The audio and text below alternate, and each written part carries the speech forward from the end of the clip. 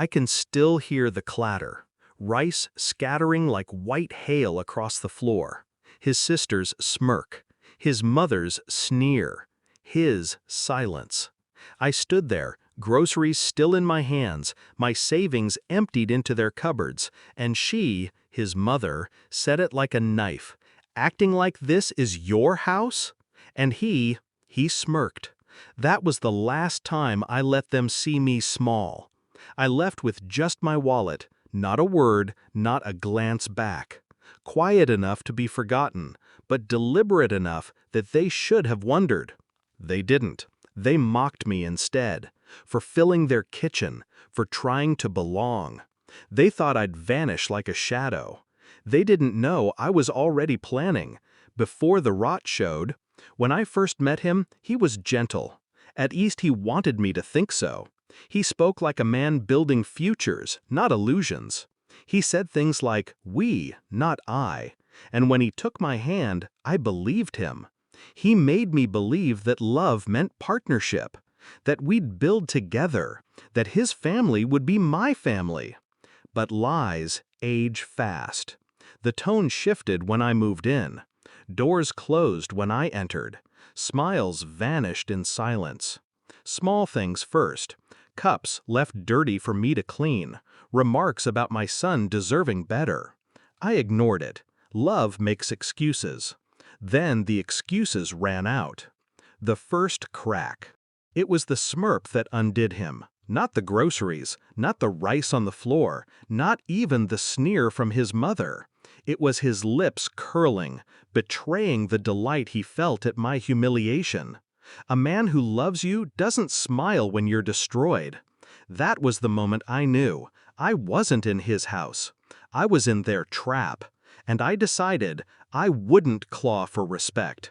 I would take everything, quietly, piece by piece, until the walls they built around me became their cage.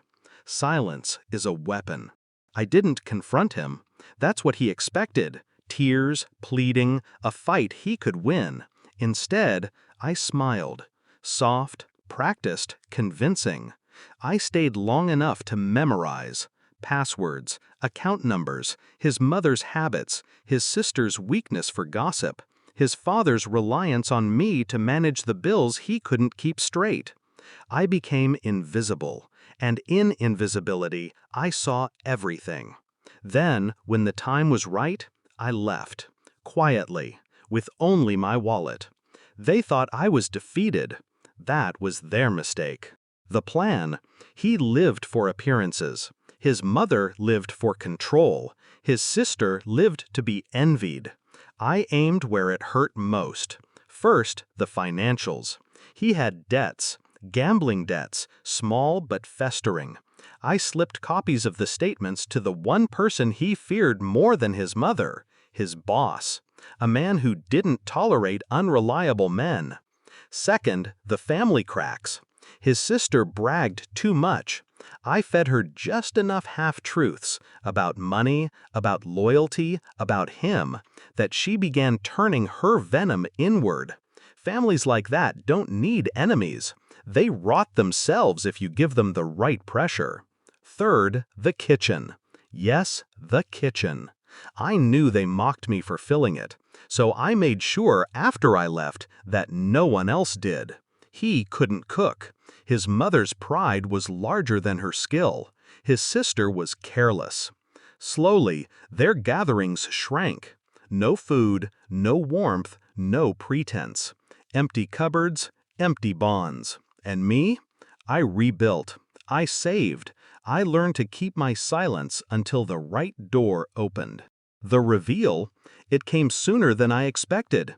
I heard it from a mutual friend. He was getting married. Quickly, desperately, to a woman who thought she was stepping into a family home, with stability, with tradition, with legacy. I almost pitied her. Almost. The wedding was small, not out of choice, out of necessity. Invitations declined, money ran dry. His boss had demoted him by then, whispers of unreliability spreading further than he could chase. His sister didn't show up. His mother wore bitterness like a veil. And me? I showed up too, not invited, just close enough for him to see me. He froze, because standing beside me, hand in mine, was the man who had taken his place, his boss. The same boss who once called him unreliable, now calling me something else, indispensable. I didn't need to say a word. His face told me everything.